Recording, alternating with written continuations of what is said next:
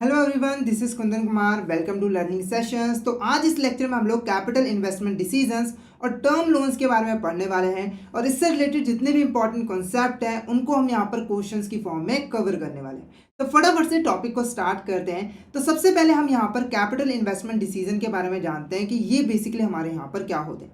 तो यहाँ पर देखो, कोई भी बिजनेस हो, ठीक है, उसके पास जो भी यहाँ पर फंड्स अवेलेबल होते हैं उन फंड्स को वो जो है यहाँ पर दो पार्ट्स में डिवाइड करती है। एक पार्ट वो रखती है हमारे यहाँ पर वर्किंग कैपिटल के लिए, यानी कि उसकी जो डे टू डे बेसिस पे जो भी एक्टिविटीज होती है उसको फाइनेंस करने के लिए वो एक पार्ट जो है रख लेती है। और एक पार्ट वो रखती है यहाँ पर कैपिटल एसेट्स को परचेज करने के लिए, जैसे कि मशीन्स हो गई, लैंड हो गई, बिल्डिंग हो गई, ठीक है, जो कि यहाँ पर फ्यूचर में हमारे बिजनेस ऑपरेशंस को करने में हमारे यहाँ पर जो हेल्प करते हैं। तो यहाँ पर जो हमारा कैपिटल इन्वेस्टमेंट डिसीजन है वो रिलेटेड होता है हमारे यहाँ पर कैपिटल एसेट्स के साथ, क्योंकि इस डिसीजन के अंडर हम लोग ये डिसाइड करते हैं कि हमारे पास जो फंड्स अवेलेबल है उसको हम किस कैपिटल एसेट में यहाँ पे जो है इन्वेस्ट करें, यानी कि किस कैपिटल एसेट को हमें परचेज करना है और किस कैपिटल एसेट को हमें परचेज जो है नहीं करना है। ठीक है, अब यहाँ पर देखो, ये जो हमारे डिसीजंस होते हैं ना वो काफ़ी इंपॉर्टेंट होते हैं और हमें वो काफ़ी सोच समझ के यहाँ पर लेने होते हैं।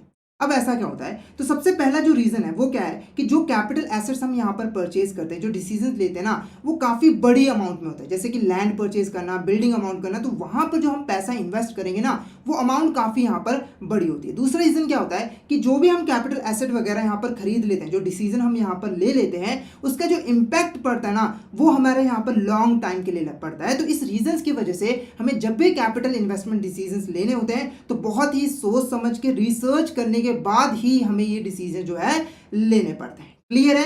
अब फटाफट से इससे रिलेटेड जो हमारे यहाँ पर क्वेश्चंस है वो हम यहाँ पर देख लेते हैं। तो फर्स्ट क्वेश्चन हमारे यहाँ पर देखो क्या है, what is the meaning of investment appraisal. Investment appraisal का यहाँ पर मीनिंग क्या है, तो आंसर करने से पहले यहाँ पर मीनिंग समझ लेते हैं कि इन्वेस्टमेंट अप्रेजल बेसिकली यहाँ पर है क्या, ताकि आप यहाँ पर खुद से यहाँ पर आंसर कर सको। ठीक है, तो यहाँ पर देखो, कोई भी कंपनी हो, ठीक है, उसमें उसके लिए यहाँ पर इन्वेस्टमेंट करने के लिए मार्केट में कई सारे यहाँ पर जो है ऑप्शंस अवेलेबल है। जैसे कि मान के चलो XYZ लिमिटेड कंपनी है, इसके पास यहाँ पर ऑप्शन है कि प्रोजेक्ट ए में भी इन्वेस्ट कर सकती है, प्रोजेक्ट बी में भी इन्वेस्ट कर सकती है और प्रोजेक्ट सी में भी इन्वेस्टमेंट कर सकती है।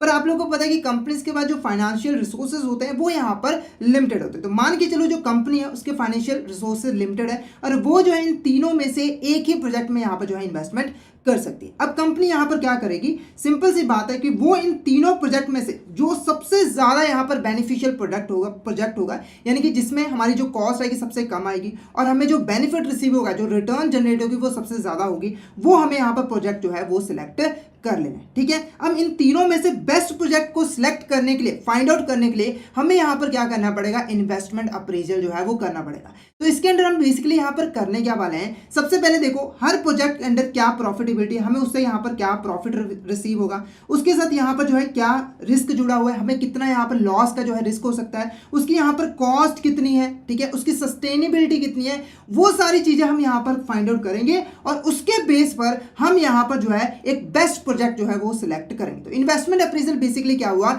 इसमें हम लोग डिफरेंट प्रोजेक्ट को जो है अच्छे तरीके से इवैल्यूएट करते हैं, उसको यहाँ पर जज करते हैं और बेस्ट प्रोजेक्ट जो हम यहाँ पर सिलेक्ट करते हैं। अब क्योंकि आप यहाँ पर आप मीनिंग समझ चुके हो तो आप आसानी से यहाँ पर आंसर कर सकते हो। पहला देखो क्या है, the process of monitoring and managing the performance of existing events, यानी कि ये एक ऐसी प्रोसेस है जिसमें जो हमारे पास एग्जिस्टिंग इवेंट्स है उनको हम मॉनिटर करते हैं, उनको हम यहाँ पर मैनेज करते हैं। तो ये तो बिल्कुल नहीं, ये तो बिल्कुल नहीं है, क्योंकि हम तो अभी इन्वेस्टमेंट करने की सोच रहे हैं, अभी थोड़ी इन्वेस्टमेंट हमने की है। नेक्स्ट है the process of determining the appropriate capital structure of a company, यानी कि एक कंपनी का कैपिटल स्ट्रक्चर कैसा होना चाहिए, एप्रोप्रिएट कैपिटल स्ट्रक्चर कैसा होना चाहिए, उसको हम यहाँ पर डिटरमाइन करते हैं। तो ये भी बिल्कुल नहीं है। नेक्स्ट क्या है, the process of evaluating the financial feasibility of an investment, ठीक है, इसमें हम लोग यहाँ पर देखते हैं कि एक जो हमारी इन्वेस्टमेंट है उसकी यहाँ पर फाइनेंशियल फिजिबिलिटी कितनी है।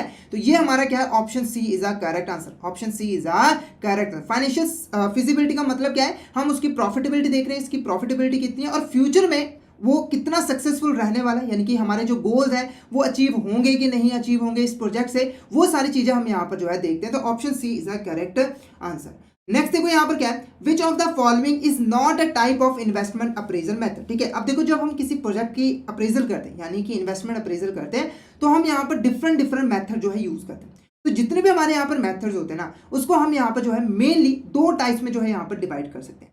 तो ये क्वेश्चन पूछ रहा था कि इनमें से कौन सी हमारी इन्वेस्टमेंट अप्रेजल मेथड की टाइप नहीं है। पहली क्या है, non discounted cash flow method, या फिर डिस्काउंटेड कैश फ्लो मेथड, या फिर रिटर्न ऑन इन्वेस्टमेंट, या फिर नन ऑफ द अबव। तो यहाँ पर देखो option C is the correct answer. और ये जो दो टाइप है ना हमारी, ये इंपॉर्टेंट टाइप है इन्वेस्टमेंट अप्रेजल की। जितने भी हम मेथड्स यूज करते हैं इन्वेस्टमेंट अप्रेजल के अंदर, वो या तो non discounted cash flow method में आते हैं, या फिर वो यहाँ पर डिस्काउंटेड कैश फ्लो मेथड में आते हैं। अब ये दो मेथड है क्या, ठीक है। तो एक चीज आप लोगों को पता है कि दोनों का जो पर्पस होता है, जो काम होता है, वो क्या होता है, इन्वेस्टमेंट अप्रेजल जो है वो करना होता है। पर इनका जो इन्वेस्टमेंट अप्रेजल करने का तरीका होता है वो यहाँ पर जो है अलग होता है। तो इनके बीच में अगर मैं यहाँ पर मेन डिफरेंस का पॉइंट बताऊं तो वो क्या होता है, यहाँ पर टाइम वैल्यू ऑफ मनी का जो मेन डिफरेंस है इन हमारे मेथड्स के अंदर, वो क्या है, यहाँ पर टाइम वैल्यू ऑफ मनी, ठीक है। तो यहाँ पर देखो जो हमारा फर्स्ट मेथड है non discounted cash flow method, तो ये जब भी इन्वेस्टमेंट अप्रेजल करता है तो यहाँ पर जो टाइम वैल्यू ऑफ मनी का कॉन्सेप्ट है वो इसको इग्नोर कर देता है, इसको कंसीडर जो है नहीं करता है। क्लियर है। और जो हमारा यहाँ पर डिस्काउंटेड कैश फ्लो मेथड है, इसके अंदर हम लोग जो है टाइम वैल्यू ऑफ मनी को कंसीडर करते हैं, और फ्यूचर में हमें जो भी अमाउंट रिसीव होनी होती है उसकी हम यहाँ पर पहले प्रेजेंट वैल्यू जो है कैलकुलेट करते हैं, यानी कि हम उसको डिस्काउंट यहाँ पर जो है करते हैं। क्लियर है। अब टाइम वैल्यू ऑफ मनी हमने ऑलरेडी कई बार यहां पर पढ़ चुके हैं, फिर भी एक बार मैं आपको बता दूं। Time value of money concept हमारा क्या कहता है, सिंपली कि आज के टाइम में हमारे पास जो पैसा पड़ा है, यानी कि आज आपके पास जो 100 रुपए पड़ा है, और 5 साल बाद जो यहाँ पर 100 रुपए है उसकी वैल्यू यहाँ पर सेम नहीं रहेगी, इसकी वैल्यू ज्यादा होगी एज कंपेरिजन टू हमारे यहाँ पर 100 रुपीज। अब क्योंकि हम किसी इन्वेस्टमेंट में जब पैसा लगाते हैं तो जो हमें रिटर्न मिलनी होती है वो हमें फ्यूचर में ही यहाँ पर मिलती है। क्लियर है। तो ये जो मेथड है वो यहाँ पर टाइम वैल्यू को कंसीडर करता नहीं है। वो क्या कहता है, आज में जो पैसा है वो भी सेम है और फ्यूचर में जो पैसा मिलना है उसकी वैल्यू भी यहाँ पर सेम है। पर ये मेथड ऐसा नहीं करता, ये टाइम वैल्यू ऑफ कॉन्सेप्ट को यहाँ पर कंसीडर जो है करता है। क्लियर है। अब यही मेथड्स को हम आगे डिटेल में यहाँ पर जो है पढ़ेंगे। नेक्स्ट हो गया विच of this type of non discounted cash flow method. अब जो हमारा non discounted cash flow method होता है, इसके अंदर भी हम कई सारे यहाँ पर मेथड जो है यूज करते हैं। तो ये पूछ रहा है कौन सी हमारी टाइप है जो कि non discounted cash flow method के अंदर आती है और जो टाइम वैल्यू ऑफ मनी के कॉन्सेप्ट को कंसीडर नहीं करती। पहला क्या है, पे बैक पीरियड, दूसरा क्या है, रिटर्न ऑन इन्वेस्टमेंट रेशियो, या फिर हमारा यहाँ पर अकाउंटिंग रेट ऑफ रिटर्न, या फिर नेट प्रेजेंट वैल्यू। तो आंसर मैं बता दूं यहाँ पर first and third is a correct answer, तो option A is a correct answer. तो पे बैक पीरियड और अकाउंटिंग रेट ऑफ रिटर्न ये दो ऐसे मेथड है जो कि यहाँ पर टाइम वैल्यू के कॉन्सेप्ट को यहाँ पर कंसीडर नहीं करते, इसलिए non discounted cash flow method के अंदर जो है आते हैं। अब आगे क्वेश्चंस के माध्यम से इसको हम और अच्छे से यहाँ पर डिटेल में जो है स्टडी करेंगे। तो यहाँ पर देखोगे which of these statement is correct regarding पे बैक पीरियड मेथड। तो यहाँ पर क्वेश्चन जो है वो हमारा रिलेटेड है किसके साथ, पे बैक पीरियड मेथड के साथ। तो क्वेश्चन का आंसर करने से पहले सबसे पहले पे बैक पीरियड मेथड क्या है, ये कैसे इन्वेस्टमेंट अप्रेजल करता है, उसके बारे में यहाँ पर समझ लेते हैं। और इस मेथड को समझने से पहले हमें एक यहाँ पर टर्म का मतलब समझना है जिसका नाम है यहाँ पर पे बैक पीरियड, क्योंकि ये मेथड जो है वो पूरा इसी के ऊपर जो है डिपेंडेंट होता है। अब ये पे बैक पीरियड क्या है, तो यहाँ पर देखो जब भी हम किसी प्रोजेक्ट में इन्वेस्टमेंट करते हैं, इनिशियल इन्वेस्टमेंट करते हैं, तो एक टाइम पीरियड होता है जिसमें वो पैसा हमें जो है रिकवर हो जाता है, और उसी टाइम पीरियड को हम यहाँ पर क्या कहते हैं, पे बैक पीरियड। जैसे एग्जांपल के लिए मान के चलो XYZ लिमिटेड कंपनी, उसने यहाँ पर इन्वेस्टमेंट की, ठीक है, यहाँ पर 50,000 रुपये जो है उसने स्टार्टिंग में यहाँ पर खर्च किया, यानी कि इनिशियल इन्वेस्टमेंट उसने 50,000 रुपये यहाँ पर की, ठीक है। पहले साल उसको यहाँ पर 10,000 रुपये मिल गया, दूसरे साल उसको यहाँ पर 20,000 रिटर्न मिल गई, ठीक है। तीसरे साल उसको यहाँ पर 30,000 जो है, तीसरे यहाँ पर 20,000, तीसरे साल इसको यहाँ पर 20,000 रिटर्न जो है यहाँ पर मिल गए। तो आप यहाँ पर देखोगे कि 3 साल में जाकर इसने जो भी पैसा लगाया था, यानी कि कॉस्ट इनकर की थी, इनिशियल इन्वेस्टमेंट की थी, वो उसको यहाँ पर जो है रिकवर हो जाती है। तो ये जो 3 साल है ना, यही हमारा क्या कहलाता है, पे बैक पीरियड मेथड। अब ये जो हमारा पे बैक पीरियड मेथड होता है वो हर इन्वेस्टमेंट की यहाँ पर जो पे बैक पीरियड है उसको यहाँ पर कंसीडर करता है, और जिस इन्वेस्टमेंट का जो पे बैक पीरियड है वो सबसे ज्यादा कम होता है उसको यहाँ पर जो है सिलेक्ट कर लेता है। जैसे एग्जांपल के यहाँ पर देखो 2 प्रोजेक्ट है हमारे पास जिसमें हमने सेम अमाउंट की यहाँ पर इनिशियल इन्वेस्टमेंट किया, जो कि है 1 लाख रुपए की। प्रोजेक्ट ए में भी 1 लाख रुपए, प्रोजेक्ट 2 में भी 1 लाख रुपए, ठीक है। तो यहाँ पर देखो प्रोजेक्ट ए में पहले साल हमें 20,000 मिला, दूसरे साल 30,000 मिला, तीसरे साल हमें यहाँ पर जो है 40,000 रुपये यहाँ पर जो है मिला, और लास्ट चौथे साल हमें यहाँ पर 10,000 रुपये यहाँ पर जो है मिला। तो आप देखोगे कि हमें यहाँ पर जो पैसा हमारा जो इनिशियल में हमने इनकर किया था, यानी कि हमारी जो इनिशियल इन्वेस्टमेंट थी, वो हमारे यहाँ पर 4 सालों में हमें यहाँ पर जो है रिकवर हुई है। यानी कि इस प्रोजेक्ट का जो पे बैक पीरियड है वो हमारा यहाँ पर कितना है, 4 ईयर्स है। कितना है, 4 ईयर्स। नेक्स्ट देखो क्या है हमारे यहाँ पे सेकंड प्रोजेक्ट, वो क्या है, पहले साल 30,000 रुपये, उसके बाद फिर से 30,000 रुपये, और तीसरे साल यहाँ पर 40,000 रुपये। तो आप देखोगे हमारा यहाँ पर कि इस प्रोजेक्ट के अंदर हमें 3 सालों के अंदर अंदर ही 3 सालों के अंदर अंदर ही हमें 1 लाख रुपए यहाँ पर जो है रिसीव हो गया, हमारी इनिशियल इन्वेस्टमेंट में रिसीव हो गई। तो इसका जो पे बैक पीरियड है वो कितना है यहाँ पर, 3rd ईयर है, क्या है, 3 साल है। तो यहाँ पर देखो पे बैक पीरियड के अंदर हम क्या कंसीडर करते हैं, प्रोजेक्ट के जो पे बैक पीरियड है, तो सबसे कम वाला कौन सा, प्रोजेक्ट 2। तो इस मेथड के अंदर हम यहाँ पर सिंपली प्रोजेक्ट 2 को जो है कंसीडर कर लेंगे, इसको हम यहाँ पर एक्सेप्ट कर लेंगे। अब यहाँ पर आप देखोगे कि हमने कोई भी टाइम वैल्यू ऑफ मनी को कंसीडर नहीं किया है, जो अमाउंट जैसी हमने उसको यहाँ पर वैसे ही उठाया है। क्लियर है आपको? अब क्योंकि आपको पे बैक पीरियड मेथड क्लियर हो गया है, अब यहां पर आप आंसर कर सकते हो। तो पहला ऑप्शन देखो क्या है, the pay back period is the time required to recover the initial cost of an investment. यानी कि पे बैक पीरियड एक ऐसा पीरियड होता है जिसमें जो भी हमने इनिशियल कॉस्ट इनकर की होती है इन्वेस्टमेंट पे, वो हमें रिसीव हो जाती है। तो ये स्टेटमेंट बिल्कुल करेक्ट है। नेक्स्ट है, pay back period method will be used to compare project. इसको हम इसके साथ हम प्रोजेक्ट को कंपेयर करते हैं, and drive the number of year is take to get back the initial investment. आप ये जानते हैं कि हर प्रोजेक्ट में कितने सालों में हमें इनिशियल इन्वेस्टमेंट जो है रिसीव हो जाती है। तो ये भी स्टेटमेंट करेक्ट है। नेक्स्ट है, the project with the least number of years usually selected. यानी कि जिस प्रोजेक्ट का जो पे बैक पीरियड है सबसे कम होगा उसको हम यहाँ पे जो है सिलेक्ट कर लेंगे। तो all of the above is the correct answer. ये सभी हमारे जो स्टेटमेंट है वो करेक्ट है regarding the pay back period. Next देखो क्या है, pay back period is calculated by. यहाँ पर पे बैक पीरियड को हम कैसे कैलकुलेट करते हैं, तो यहाँ पे देखो पहला क्या है, initial investment divided by annual cash inflows. यानी कि जो हमारे इनिशियल इन्वेस्टमेंट है उसे हमें एनुअल जो कैश फ्लो हमें रिसीव हो रहे हैं उसके साथ डिवाइड कर देना है, या फिर initial investment minus annual cash flow, या फिर initial investment divided by annual cash flow, या फिर इनिशियल इन्वेस्टमेंट प्लस हमारे एनुअल कैश इनफ्लो। ठीक है, तो यहाँ पर देखो option A is the correct answer. जो भी हमारे यहाँ पर इनिशियल इन्वेस्टमेंट होता है, मान के चलो आपने 1 लाख रुपए यहाँ पर इन्वेस्ट किया, 1 लाख रुपए इन्वेस्ट किया, ठीक है, और आपको जो है एनुअली आपको 50,000 रुपए यहाँ पर मिल रहा है। तो आप जब इसको डिवाइड करोगे तो आपका जो पे बैक पीरियड है वो क्या है, 2 साल। आपको 2 साल में यहाँ पर पेमेंट जो है रिसीव हो जाएगी। तो option A is the correct answer. अब ये जो फॉर्मूला है वो तभी लगेगा अगर आपको यहाँ पर एनुअल कैश इनफ्लोज यहाँ पर जो है रिसीव हो रहे हैं, ठीक है, और इक्वल अमाउंट में रिसीव हो रहे हैं, तभी ये फॉर्मूला अप्लाई होगा, अदरवाइज ये अप्लाई जो है वो नहीं होगा। नेक्स्ट है वो क्या है, एक company A purchase a machine worth 1 lakh rupees, the annual cash inflow is 20,000, calculate the हमारा पे बैक पीरियड। ठीक है, सबसे पहले देखो मशीन परचेज किया, यानी कि इनिशियल इन्वेस्टमेंट हमारी यहाँ पर कितनी है, 1 लाख रुपए की। ठीक है, और हमारा जो फॉर्मूला था पे बैक पीरियड को कैलकुलेट करने का वो क्या था, जो भी हमारी यहाँ पर इनिशियल इन्वेस्टमेंट है, जो भी हमारी यहाँ पर इनिशियल इन्वेस्टमेंट है उसे हमें यहाँ पर डिवाइड कर देना है किसके साथ, जो हमारा यहाँ पर एनुअल कैश इनफ्लो है। तो एनुअल कैश इनफ्लो हमारा यहाँ पर कितना है, 20,000। कितना है, 20,000। तो यहाँ पर जब मैं वैल्यू पुट करूंगा तो 1 लाख डिवाइडेड बाय 20,000, तो इसको जब हम डिवाइड करेंगे तो ये हमारा कितना आ जाएगा, 5 ईयर्स। कितना आ जाएगा, 5 ईयर्स। तो यहाँ पर option B is the correct answer. ठीक है, तो इस तरीके से आप आसानी से पे बैक पीरियड जो है कैलकुलेट कर सकते हो। नेक्स्ट देखो यहाँ पर, अब यही क्वेश्चन हमारा थोड़ा टफ लेवल का है, ठीक है, क्योंकि एग्जामिनर आपको इतना इजी क्वेश्चन नहीं देगा। ठीक है, तो यहाँ पर हमारा नेक्स्ट क्वेश्चन थोड़ा टफ है, तो आपको ध्यान से यहाँ पर समझना है कि हम बेसिकली कैसे यहाँ पर पे बैक पीरियड कैलकुलेट करेंगे। तो यहाँ पर देखो कंपनी ए ने परचेज किया मशीन जिसकी प्राइस कितना है, 70,000 rupees.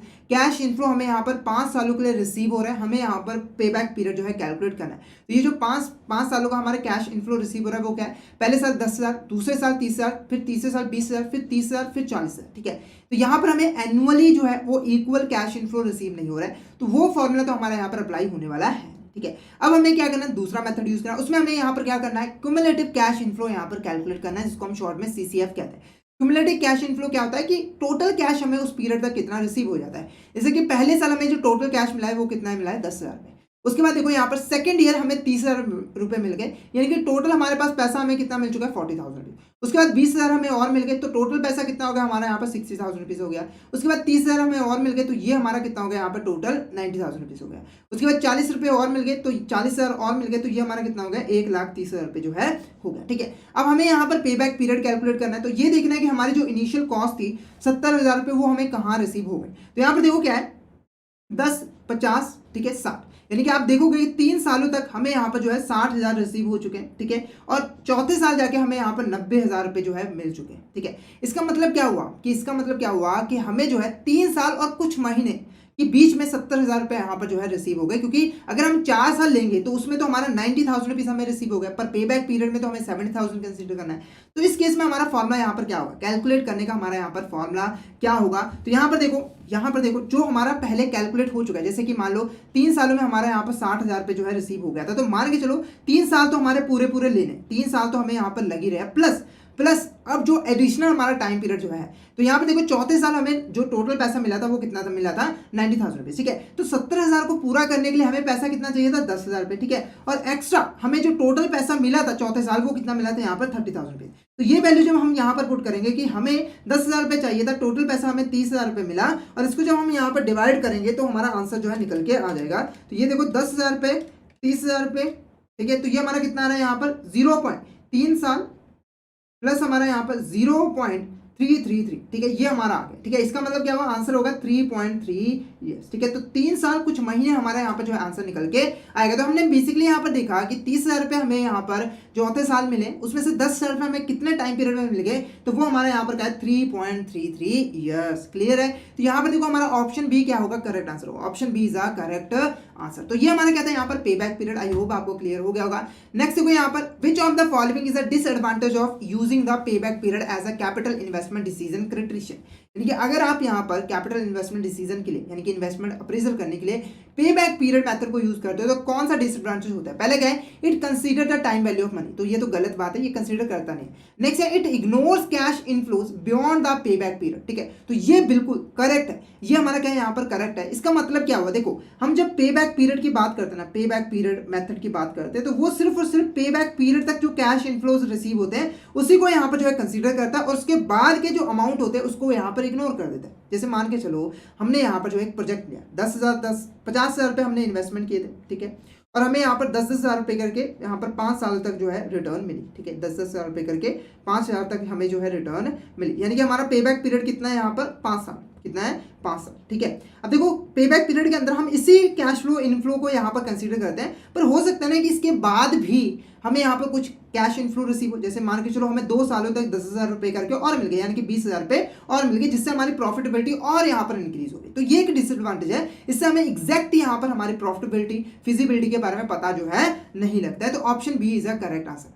Option B is a correct answer. Next क्या है, which of this statement related with accounting rate of return method. इसमें से हमारी कौन सी स्टेटमेंट जो है वो यहाँ पर रिलेटेड है accounting rate of return method के साथ, ठीक है। तो ये भी हमारा एक non discounted cash flow method है, यानी कि ये भी टाइम वैल्यू ऑफ मनी को कंसीडर जो है नहीं करता है। तो क्वेश्चन करने से पहले ऑब्वियसली बात है, पहले इसका मीनिंग मैं आपको समझाऊंगा कि ये बेसिकली यहाँ पर होता है। तो यहाँ पर देखो accounting rate of return method बहुत ही सिंपल मेथड है। इसके अंदर हम लोग क्या करते हैं कि जो भी हमने यहाँ पर इनिशियल इन्वेस्टमेंट किए, जो भी हमने यहाँ पर इनिशियल इन्वेस्टमेंट किए उसका हम यहाँ पर प्रॉफिट जो है कैलकुलेट कर लेते हैं कि यानी इनिशियल इन्वेस्टमेंट का इस प्रोजेक्ट से हम कितना परसेंट यहाँ पर जो है प्रॉफिट कैलकुलेट करते हैं और उसका कंपैरिजन करते हैं रिक्वायर्ड रेट ऑफ रिटर्न के साथ। मान के चलो आपने यहाँ पर इन्वेस्टमेंट किया 1 लाख रुपए की, ठीक है, जिसके ऊपर आपको यहाँ पर जो प्रॉफिट रिसीव होगा वो कितना मिले होगा, यहाँ पर मान के चलो 10% होगा, ठीक है, 10% होगा, यानी कि 10,000 रुपये आपको यहाँ पर पूरे प्रोजेक्ट में जो है प्रॉफिट यहाँ पर मिलेगा, ठीक है। तो यहाँ पर आप ये जो रिटर्न आपको मिली है यानी अकाउंटिंग रेट ऑफ रिटर्न है, इसी को हम अकाउंटिंग रेट ऑफ रिटर्न कहते हैं, जो हमने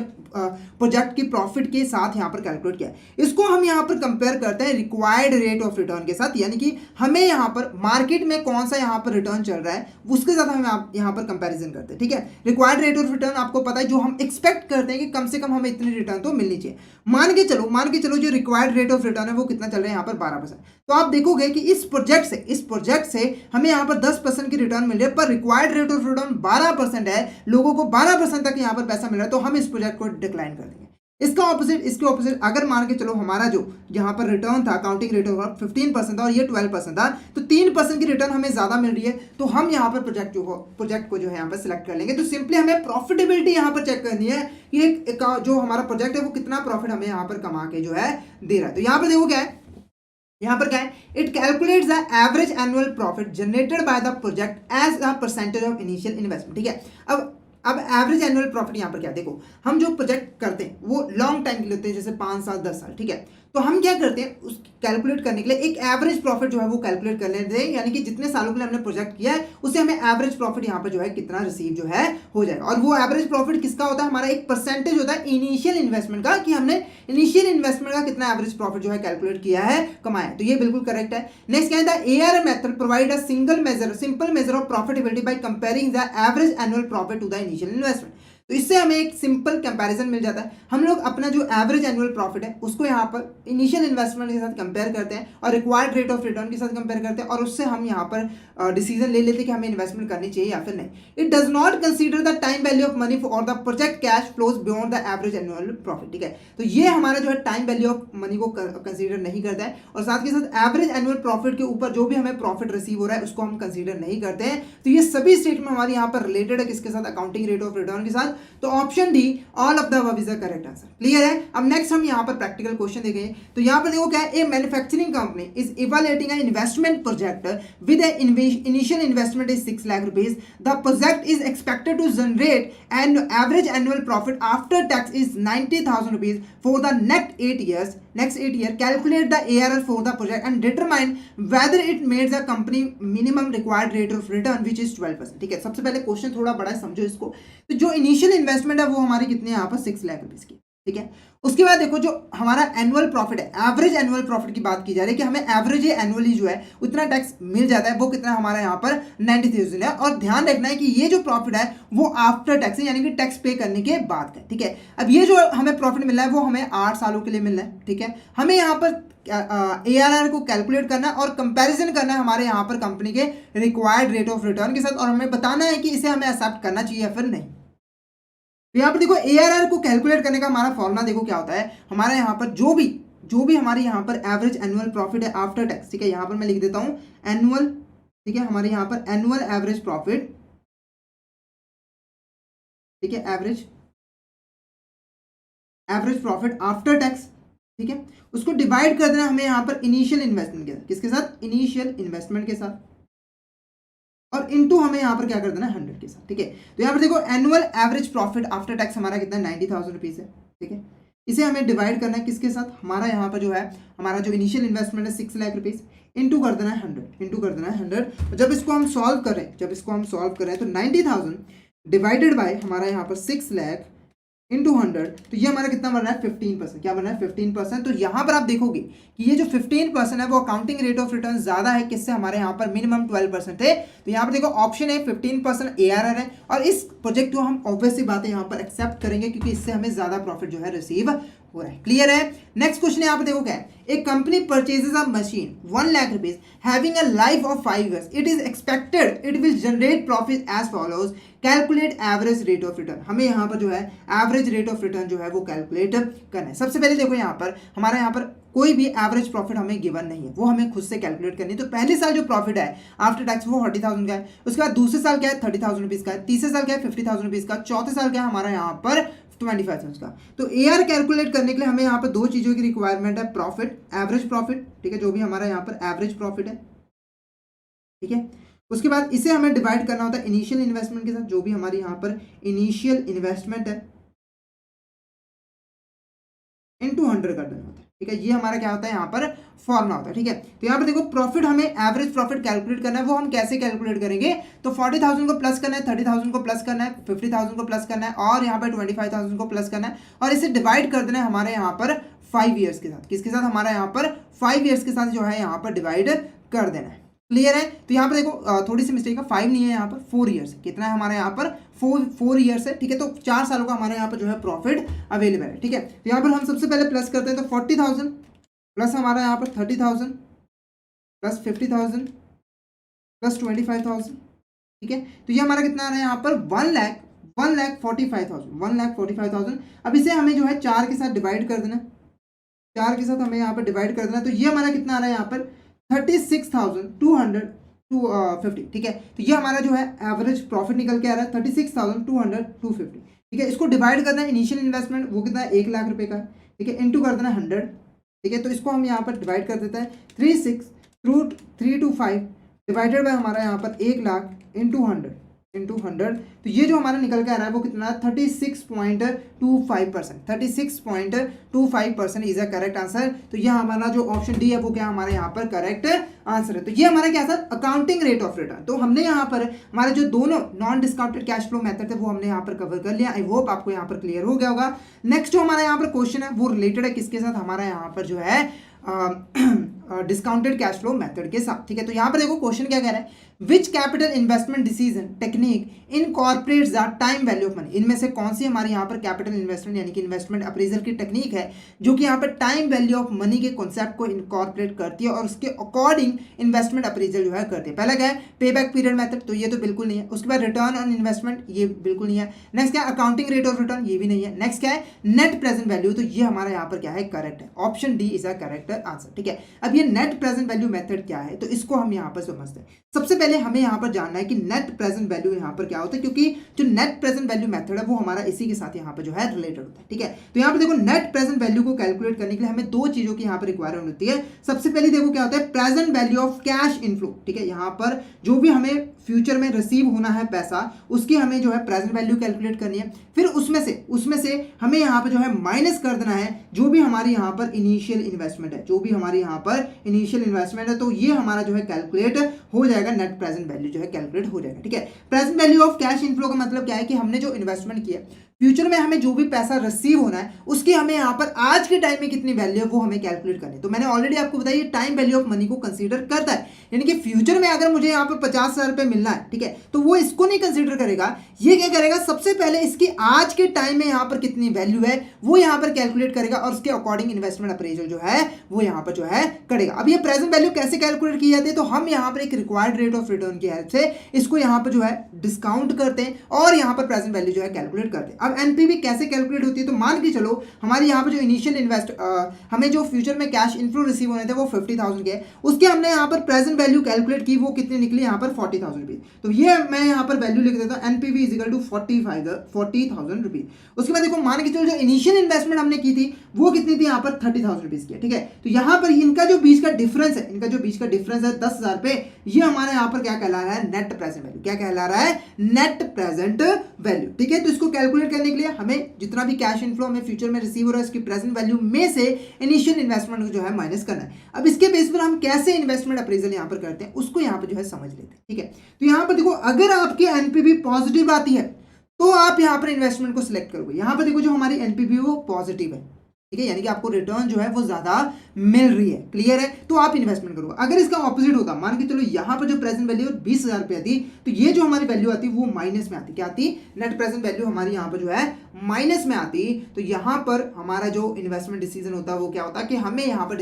इन्वेस्टमेंट करनी ही नहीं, हमें इन्वेस्टमेंट नहीं करनी। क्लियर है आपको, अब आपको क्लियर है। अब फटाफट से इससे रिलेटेड जो प्रैक्टिकल क्वेश्चन है वो आपको सॉल्व करने हैं और खुद से यहाँ पर आंसर जो है फाइंड आउट करने हैं। ठीक है, नेक्स्ट क्वेश्चन हमारे यहाँ पे देखो है, which of the following statement is correct about the net present value. इसमें से कौन सी स्टेटमेंट जो है करेक्ट है regarding the net present value. पहले क्या है, a positive NPV indicates a profitable investment, यानी कि अगर एक पॉजिटिव एनपीवी आती है इसका मतलब क्या हुआ कि जो हमारी इन्वेस्टमेंट है वो यहाँ पर प्रॉफिटेबल है, तो ये स्टेटमेंट बिल्कुल करेक्ट है।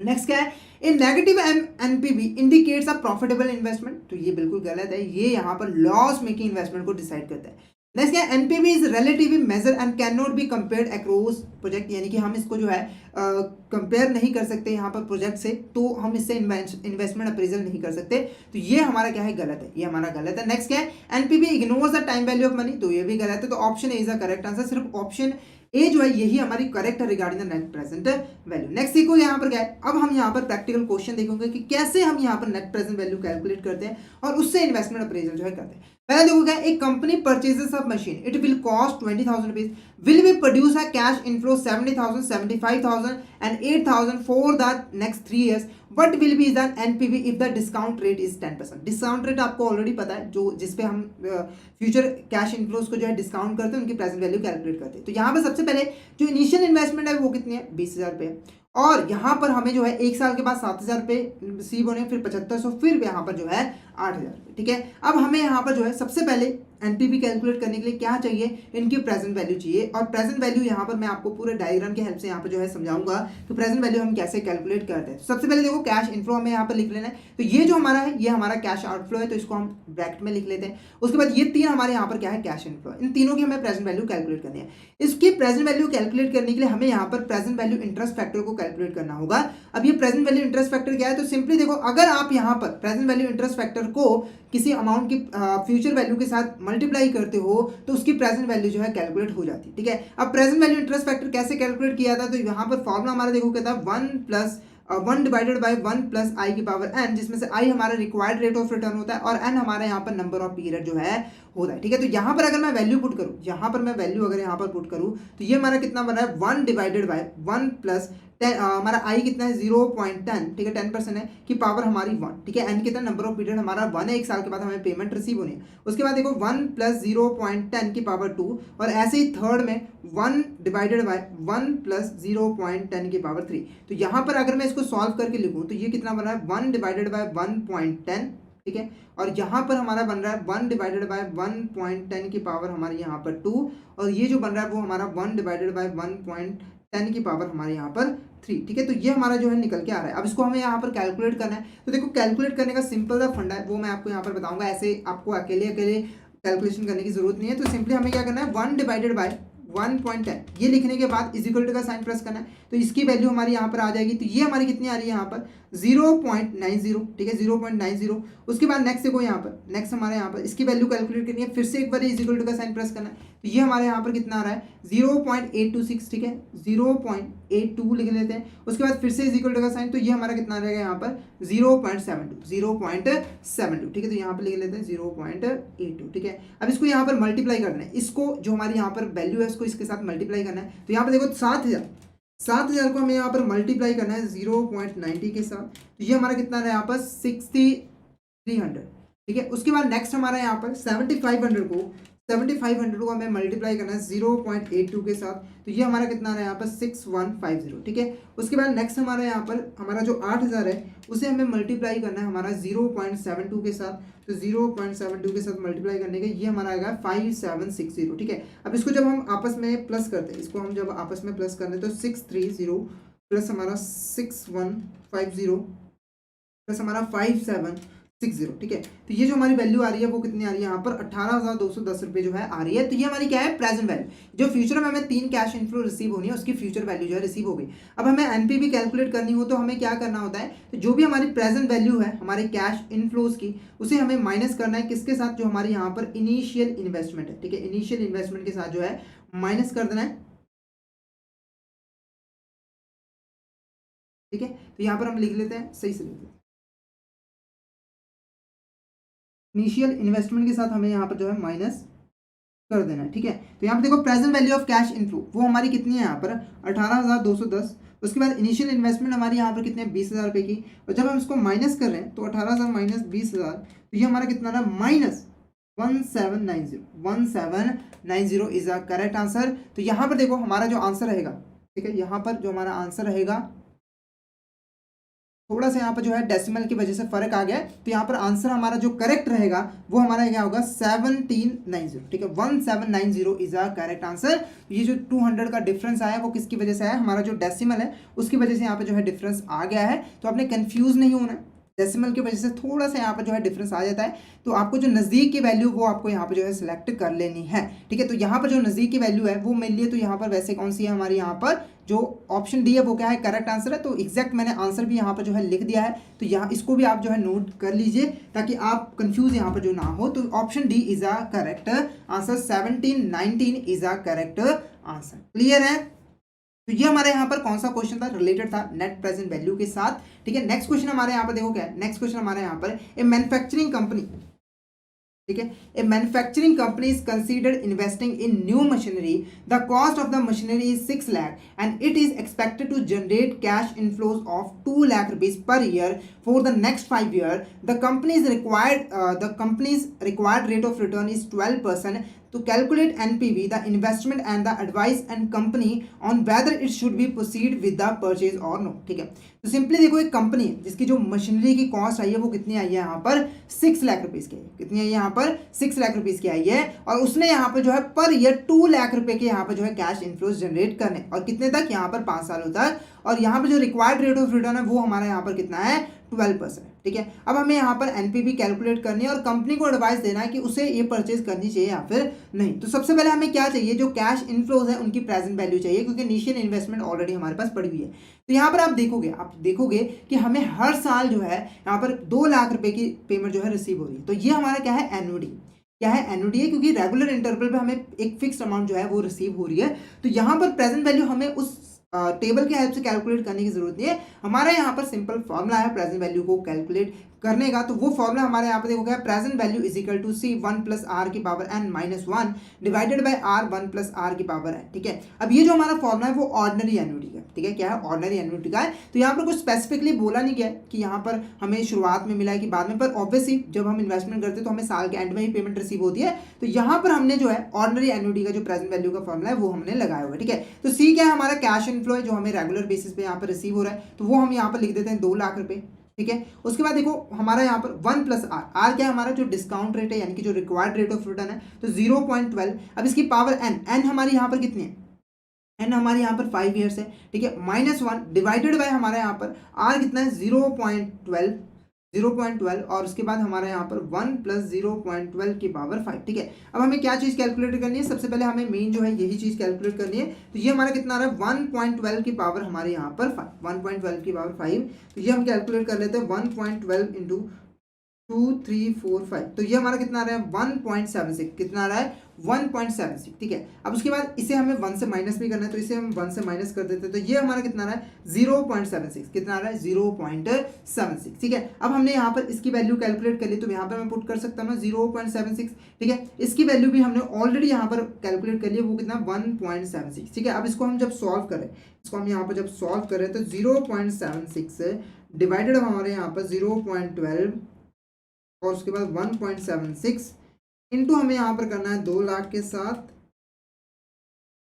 तो ये जो हमारी प्रेजेंट वैल्यू निकल के आ रही है वो कितनी आ रही है यहाँ पर 7,19,696। ये हमारी क्या निकल के आई है, प्रेजेंट वैल्यू निकल के आई है। ठीक है, अब हमें क्या चाहिए यहाँ पर नेट प्रेजेंट वैल्यू। तो नेट प्रेजेंट वैल्यू का फॉर्मूला हमें ऑलरेडी यहाँ पर जो है पता है। तो यहाँ पर मैं क्या करूँगा, इसमें से माइनस कर दूंगा जो हमारी इनिशियल कॉस्ट है वो कितनी है यहाँ पर 6 लाख रुपए। ठीक है, तो इसमें से 6 लाख रुपए जब हम माइनस कर देंगे तो ये हमारा कितना निकल के आ गया यहाँ पर 1,19,696 रुपये। ठीक है, तो ये हमारा क्या है यहाँ पर present value, net present value, और ये पॉजिटिव है, ये क्या है हमारे यहाँ पर पॉजिटिव है। तो यहाँ पर देखो ऑप्शन ए हमारा यहाँ पर क्या होगा, करेक्ट आंसर होगा। और साथ के साथ हम यहाँ पर कंपनी को एडवाइस करेंगे कि हमें ये प्रोजेक्ट को जो है सिलेक्ट कर लेना है, क्योंकि इससे हमें ज़्यादा प्रॉफिट जो है रिसीव हो रहा है। क्लियर है आपको, क्लियर है। तो ये जो हमारे क्वेश्चन है वो रिलेटेड थे नेट प्रेजेंट वैल्यू के साथ। तो आई होप आपको ये मेथड भी क्लियर हो गया होगा। नेक्स्ट देखो यहाँ पर क्या है, which of the following is an advantage of using the net present value. इसमें से हमारी कौन सी यहाँ पर एक एडवांटेज है यहाँ पर नेट प्रेजेंट वैल्यू मेथड को यूज करने की। पहला क्या है, इट कंसीडर पे बैक पीरियड, यानी कि ये पे बैक पीरियड को कंसीडर करता है, इसलिए एडवांटेज है, तो गलत है। नेक्स्ट क्या है, it incorporates the time value of money, यानी कि ये टाइम वैल्यू ऑफ मनी को इनकॉर्पोरेट करता है, तो ये एक एडवांटेज है, बिल्कुल ये एडवांटेज है। नेक्स्ट क्या है, it provides measure of liquidity, ये जो है लिक्विडिटी को मेजर करने के हेल्प करता है। तो यहाँ पर देखो ऑप्शन बी ही हमारा यहाँ पर क्या होगा, करेक्ट आंसर होगा, कि टाइम वैल्यू ऑफ मनी को यहाँ पर कंसिडर करता है, क्योंकि और भी जो हमारे मेथड्स हैं वो भी जो है इस तरह के बेनिफिट जो है प्रोवाइड करते हैं। नेक्स्ट देखो क्या है, the internal rate of return is defined, यहाँ पर जो हमारा इंटरनल रेट ऑफ रिटर्न है वो यहाँ पर जो है क्या होता है। ठीक है, तो इंटरनल रेट ऑफ रिटर्न जो है एक और हमारा यहाँ पर मेथड होता है इन्वेस्टमेंट अप्रेजल का। ठीक है, तो जो इंटरनल रेट ऑफ रिटर्न का मेथड होता है वो मेनली जो है इंटरनल रेट ऑफ रिटर्न के ऊपर जो है डिपेंडेंट होता है, और इसके हेल्प से ही इन्वेस्टमेंट अप्रेजल जो है वो करता है। ठीक है, तो इस मेथड को समझने से पहले हमें इंटरनल रेट ऑफ रिटर्न को यहाँ पर समझना पड़ेगा, ये बेसिकली यहाँ पर क्या होता है। तो यहाँ पर देखो इंटरनल रेट ऑफ रिटर्न एक ऐसा रेट होता है जिसके ऊपर हमारे यहाँ पर जो एनपीवी होती है वो यहाँ पर 0 होती है। इसका मतलब क्या हुआ कि हमारे जो यहाँ पर कैश इनफ्लोज हैं उनकी जो प्रेजेंट वैल्यू है, यानी कि present value of cash inflow, वो हमारी जब इक्वल हो जाए, जब हमारे यहाँ पर जो है इक्वल हो जाए हमारे यहाँ पर इनिशियल कॉस्ट के, तो वो हमारा यहाँ पर कहलाता है इनिशियल इन्वेस्टमेंट के, तो वो हमारे यहाँ पर कहलाता है internal rate of return. Clear है। जैसे एग्जांपल के मान के चलो 10% के डिस्काउंट रेट पर आपने जो फ्यूचर में आपको प्रेजेंट जो कैश इनफ्लोज रिसीव होने थे उसको आपने यहाँ पर डिस्काउंट किया, जिसके वजह से क्या हुआ, जो हमारा कैश इनफ्लो जो है वो यहाँ पर इक्वल हो गया हमारे इनिशियल इन्वेस्टमेंट की। ठीक है, तो ये जो रेट है वो हमारा यहाँ पर क्या कहलाएगा, इंटरनल रेट ऑफ रिटर्न। क्या कहलाएगा, इंटरनल रेट ऑफ रिटर्न, क्योंकि इसी रेट पे हमारी जो नेट प्रेजेंट वैल्यू है वो यहाँ पर जो है 0 हो जाएगी। क्लियर है। तो यहाँ पे देखो क्या, discount rate at which the net present value become 0, यानी कि एक ऐसा डिस्काउंट रेट है जिसके ऊपर हमारी जो नेट प्रेजेंट वैल्यू है वो यहाँ पर जो है 0 हो जाती है। तो ये स्टेटमेंट हमारी यहाँ पर बिल्कुल करेक्ट है। नेक्स्ट देखो क्या है, the rate of return on the initial investment, यानी कि हमें इनिशियल इन्वेस्टमेंट पे जो रेट ऑफ रिटर्न मिल रहा है वो, ठीक है, तो ये हमारा यहाँ पर गलत है। नेक्स्ट क्या है, the rate at which the project cash inflows are received, यानी कि जिस रेट पे हमें जो है हमारे जो प्रोजेक्टेड कैश इनफ्लोज है वो हमें रिसीव हो रहे हैं, तो ये भी स्टेटमेंट हमारी क्या है, गलत है। उसके बाद नेक्स्ट क्या है, the rate rate at which the project cash outflows occur, यानी कि उस रेट पर जिस पे हमारे जो कैश आउटफ्लोज है वो यहाँ पर अकर होते हैं, तो ये भी गलत है। तो option A is the correct answer. तो सिंपल कहने का मतलब क्या है कि एक ऐसा डिस्काउंट रेट जिसके ऊपर हमारे यहाँ पर जो कैश इनफ्लोज की प्रेजेंट वैल्यू है वो यहाँ पर इक्वल हो जाए इनिशियल इन्वेस्टमेंट के, वो रेट हमारा कहलाता है इंटरनल रेट ऑफ रिटर्न, और इसके ऊपर हमारी जो नेट प्रेजेंट वैल्यू होती है वो जीरो हो जाती है। नेक्स्ट वो क्या है, features of internal rate of return include. इसमें से हमारे यहाँ पर कौन से यहाँ पर जो है फीचर्स होते हैं internal rate of return method के, तो यहाँ पर मेथड को भी जो है इंक्लूड कर लो, ठीक है। इंटरनल रेट ऑफ मेथड के फीचर पूछे जा रहे हैं, ठीक है। सबसे पहले मेथड समझ लेते हैं। तो यहाँ पर देखो, इसमें हम लोग क्या करते हैं, एक IRR यानी कि internal rate of return calculate करते हैं और उसका कंपैरिजन करते हैं हमारे यहाँ पर रिक्वायर्ड रेट ऑफ रिटर्न के साथ, और अगर हमारा इंटरनल रेट ऑफ रिटर्न ज़्यादा है हमारा यहाँ पर रिक्वायर्ड रेट ऑफ रिटर्न से, तो हम इन्वेस्टमेंट कर सकते हैं, अदरवाइज हमें इन्वेस्टमेंट जो है वो नहीं करनी चाहिए। तो कुछ कुछ हमारा यहाँ पर अकाउंटिंग रेट ऑफ रिटर्न की तरीके से ही है, बस वो डिस्काउंट जो हमारा टाइम वैल्यू ऑफ मनी है उसको कंसीडर नहीं करता, ये टाइम वैल्यू ऑफ मनी को कंसीडर जो है वो करता है, ठीक है। अब फीचर्स क्या है, पहले क्या है, internal rate of return. Internal rate of return represent the discount rate at which the net present value of investment become zero, यानी कि ये जो हमारा इंटरनल रेट ऑफ रिटर्न है वो एक डिस्काउंट रेट को रिप्रेजेंट करता है जिसके ऊपर हमारे यहाँ पे जो नेट प्रेजेंट वैल्यू है वो जीरो हो जाती है। तो ये स्टेटमेंट हमारी बिल्कुल करेक्ट है। नेक्स्ट क्या है यहाँ पे जो है, the IR method consider the time value of money by discounting future cash flows to their present value, यानी कि IR मेथड के अंदर हम लोग यहाँ पर क्या कहते हैं, फ्यूचर में जो भी हमें कैश फ्लोज रिसीव होने होते हैं उसकी हम यहाँ पर जो है प्रेजेंट वैल्यू कैलकुलेट करते हैं with the discounting factor, discount rate. तो ये स्टेटमेंट बिल्कुल करेक्ट है। नेक्स्ट क्या है, if the IRR is greater than the cost of capital, यानी कि हमें यहाँ पर जो IRR वो रेट अगर हमारी कॉस्ट ऑफ कैपिटल यानी कि जो हमें हमने जो कॉस्ट इनकर की है, ठीक है, उसके लिए जो हमें कॉस्ट पड़ रही है ना, उससे अगर ज़्यादा होगी तो हम यहाँ पर प्रोजेक्ट को सिलेक्ट कर लेंगे, अदरवाइज नोट। तो ये भी स्टेटमेंट हमारा करेक्ट है, ये फीचर हमारा करेक्ट है। तो all of the above is the correct answer, all of the above is the correct answer. Clear है आपको। नेक्स्ट देखो यहाँ पर अब प्रैक्टिकल क्वेश्चन है। अब यहाँ पर हम इसको कैसे यहाँ पर कैलकुलेट करते हैं, तो यहाँ पर देखो सबसे पहले क्वेश्चन में देखो क्या है, एक company investment in infrastructure project है and its net present value is 10% is 1 lakh rupees and 12% is 25,000। Calculate IRR for this, ठीक है। सबसे पहले चीज जो आपको यहाँ पर समझनी है कि जब भी हम यहाँ पर IRR जो है कैलकुलेट करेंगे तो उसके ऊपर हमें दो नेट प्रेजेंट वैल्यू की यहाँ पर जो है रिक्वायरमेंट होगी और दो अलग अलग डिस्काउंट रेट, ठीक है।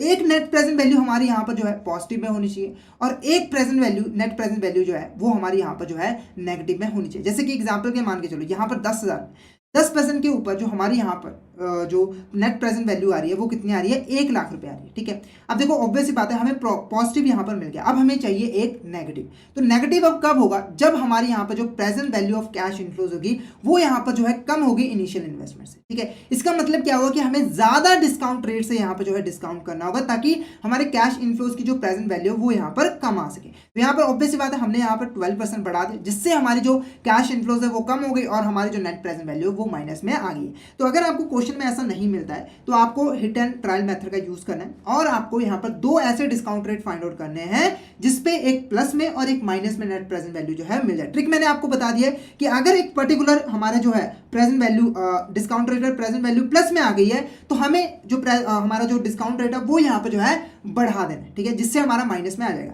अब देखो एक और चीज आपको ध्यान में रखनी है कि ये जो डिस्काउंट रेट है ना वो क्लोजेस्ट वैल्यू में होनी चाहिए। मतलब ऐसा ना हो कि आपने 10 के बजाय यहाँ पर 20% यहाँ पर जो है ले लिया, जिससे क्या हुआ माइनस में तो आ गया, माइनस में तो आ गया पर क्या हुआ कि बहुत ज़्यादा डिफरेंस आ गया। क्योंकि देखो माइनस पे 12% पे भी आता है, 15% पे भी आता है, तो आपको जो क्लोजेस्ट वैल्यू होगी ना वही आपको यहाँ पर लेना होगा। तो ये काफ़ी लेंथी जो है क्वेश्चन होता है, तो ये एग्जाम में ज़्यादातर पूछा भी नहीं जाता है। अब यहाँ पर हमने चीज़ें कैलकुलेट कर लिया, अब इससे हम कैसे IRR कैलकुलेट कर रहे हैं, तो ये हमारा फॉर्मूला होता है। तो यहाँ पर देखो IRR इज इक्वल टू हमारा RA plus NPV at A, NPV A minus NPV B, RB minus R, ठीक है। तो यहाँ पर देखो RA क्या डिनोट कर रहा है, लोअर डिस्काउंट रेट, जो हमने लोअर डिस्काउंट रेट लिया है, यानी कि हमारे केस में कितना 10%। उसके बाद देखो क्या है हमारे यहाँ पर RB क्या है, हायर डिस्काउंट रेट, जो हायर डिस्काउंट रेट हमने चूज किया है। उसके बाद NPV एट RA, इसका मतलब क्या है कि यहाँ पर RA यानी कि लोअर डिस्काउंट रेट पे जो हमारी प्रेजेंट वैल्यू है, ठीक है। उसके बाद NPV एट RB यानी कि हमारा जो हायर रेट पे यहाँ पर नेट प्रेजेंट वैल्यू है, ठीक है। अब दोनों चीजें आपको पता लग गई, तो सबसे पहले यहाँ पर देखो क्या है, हमारा जो लोअर डिस्काउंट रेट है वो कितना है 10, प्लस करना है हमें इसमें यहाँ पर NPV एट, ये हमारा कितना 1 लाख रुपए, ठीक है। उसके बाद इसे डिवाइड करना है हमारा यहाँ पर 1 लाख रुपए माइनस हमारा यहाँ पर 25,000, ठीक है। उसके बाद हमें यहाँ पर जो है इसको इनटू करना है किसके साथ, डिफरेंस के साथ। तो यहाँ पे देखो हमारा 12 माइनस 10, तो ये हमारा कितना आ जाएगा 2 आ जाएगा, 10 प्लस 1 लाख डिवाइडेड बाय इसको ये माइनस माइनस हमारा प्लस हो गया, तो ये हमारा कितना हो गया 1,25,000। ठीक है, उसके बाद यहाँ पर जो मल्टीप्लिकेशन में आया वो कितना आया हमारा यहाँ पर 2 है। ठीक है, अब इसको जब हम डिवाइड करेंगे तो 1 लाख को हमें 1,25,000 से डिवाइड करना है।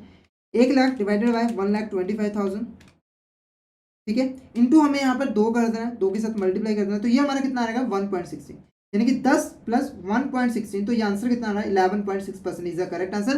तो ये हमारा क्या है इंटरनल रेट ऑफ रिटर्न, कितना है इंटरनल रेट ऑफ रिटर्न। तो ये हमारे यहाँ पर क्या है option B is a correct answer, option B is a correct answer. अब देखो रिक्वायर्ड रेट ऑफ रिटर्न हमें गिवन नहीं है, पर अगर आप बाई चांस आपको गिवन, ठीक है, तो अगर रिक्वायर्ड रेट ऑफ रिटर्न 12 है तो आप प्रोजेक्ट को सिलेक्ट नहीं करेंगे। अगर यहाँ पर रिक्वायर्ड रेट ऑफ रिटर्न 10 है तो आप प्रोजेक्ट को सिलेक्ट जो है वो कर लोगे। तो ये हमारा क्या था यहाँ पर इंटरनल रेट ऑफ रिटर्न, कौन सा मेथड था हमारा यहाँ पर इंटरनल रेट ऑफ रिटर्न। तो आई होप आपको यहाँ तक क्लियर हो गया होगा।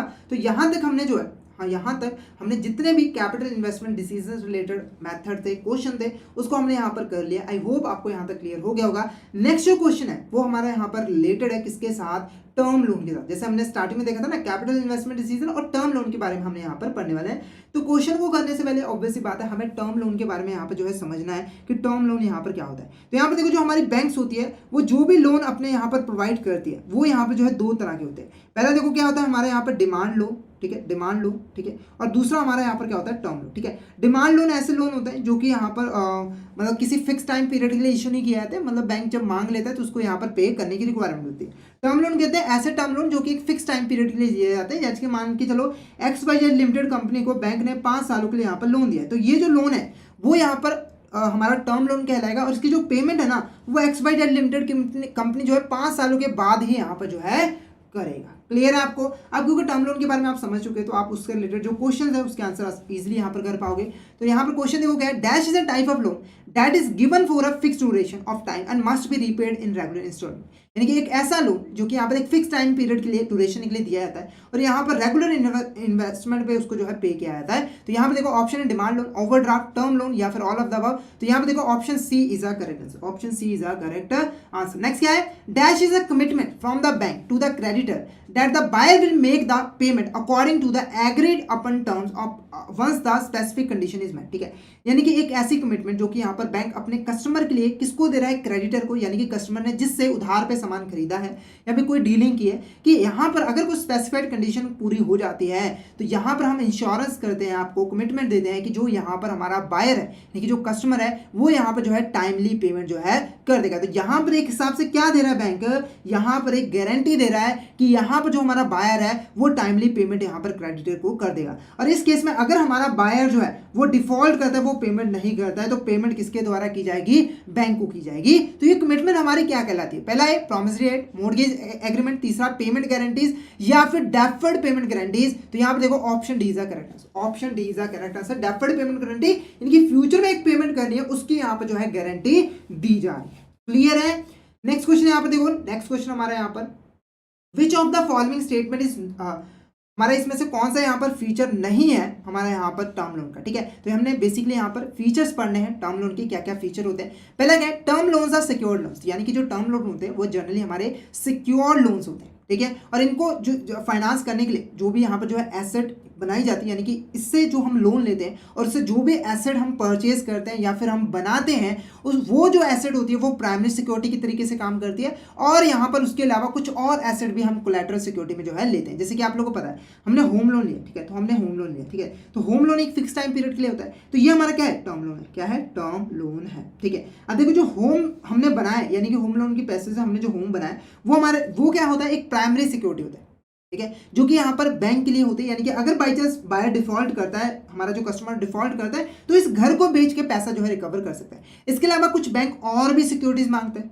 ठीक है, कुछ जैसे मान लो घर के पेपर वगैरह, उसके जो पहला पुराना घर है उसके पेपर वगैरह मांग ले, तो वो हमारा कहलाता है यहाँ पर कोलैटरल सिक्योरिटी। नेक्स्ट यहाँ था loan must be repaid over a specified time, यानी कि जो लोन है वो एक स्पेसिफाइड टाइम पीरियड के बाद ही ऊपर किया जाता है regardless of the borrower financial status, यानी कि बोरोवर के पास पैसा है या फिर नहीं है वो मैटर नहीं करता, फिक्स टाइम पीरियड के बाद ही बैंक वो पैसा जो है मांगेगा। तो ये भी हमारा फीचर होता है। नेक्स्ट है term loan interest rate are solely based on borrowers financial status and credit score. यानी कि टर्म लोन पे बैंक कितना इंटरेस्ट रेट चार्ज करता है वो सोलली डिपेंड करता है बोरोवर की फाइनेंशियल स्टेटस के ऊपर कि उसका फाइनेंशियल स्टेटस कैसा है और साथ के साथ उसका क्रेडिट स्कोर कितना है उसके ऊपर। तो ये भी हमारे यहाँ पर फीचर होता है। तो none of the above is the correct answer, क्योंकि ये सभी के सभी फीचर जो है हमारे टर्म लोन के फीचर होते हैं और कोई भी ऐसा फीचर नहीं है जो कि हमारा टर्म लोन का फीचर ना हो। क्लियर है। नेक्स्ट क्वेश्चन हमारे यहाँ पे देखो क्या है, dash refers to the process of pooling funds from multiple lenders of financial institution to provide a loan to a single borrower. ठीक है, तो यहाँ पर पहले मैं आंसर बता दूं, इसका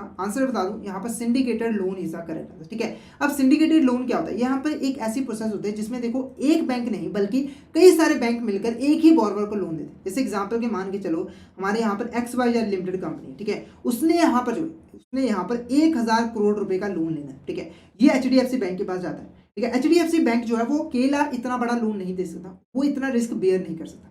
तो इस HDFC बैंक ने क्या किया, एक्सिस बैंक से कॉन्टैक्ट किया।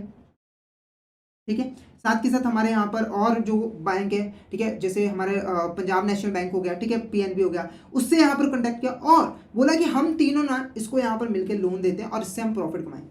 तो इन तीनों ने मिलकर इस सिंगल बोरोवर को लोन दिया। तो ये जो फैसिलिटी, ये जो प्रोसेस है, इसी को हम यहाँ पर क्या कहते हैं, सिंडिकेटेड लोन। क्या कहते हैं हम इसको, सिंडिकेटेड लोन यहाँ पर जो कहते हैं। तो option B is the correct answer. तो यहाँ पर जो हमारा आज का टॉपिक था term loans and capital investment decision, वो यहाँ पर ओवर होता है। तो आई होप आपको यहाँ पर क्लियर हो गया होगा। अगर आपको यहाँ पर किसी भी तरह का डाउट होता है तो आप हमें टेलीग्राम व्हाट्सएप ग्रुप पर मैसेज कर सकते हो, वहाँ पर आपका डाउट जो है जल्दी से जल्दी क्लियर कर दिया जाएगा। तो आज के लेक्चर के लिए इतना है। तो thank you so much everyone, मिलते हैं नेक्स्ट क्लास के अंदर।